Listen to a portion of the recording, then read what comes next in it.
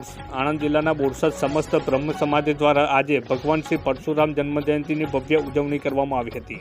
આણંદ જિલ્લાના બોરસદ શહેરમાં આવેલ મહારુદ્ર સ્વર મહાદેવ મંદિરના પટ્ટાંગણમાંથી આજે સાંજે 4 કલાકે શોભાયાત્રાનું ભવ્ય આયોજન કરવામાં આવ્યું હતું, જેમાં ભગવાન પરશુરામની મહાઆરતી કરવામાં આવી હતી। ત્યારબાદ બોરસદ શહેરના બ્રાહ્મણવાડા, જૈન દેરાસર, માળી ચકલા, ટાવર, પટેલ ચકલા જેવા વિવિધ વિસ્તારોમાંથી શોભાયાત્રા નીકળી હતી, જેમાં બ્રાહ્મણ સમાજના અગ્રણીઓ તથા બોરસદના ધર્મપ્રેમી જનતા મોટી સંખ્યામાં શોભાયાત્રામાં જોડાયા હતા।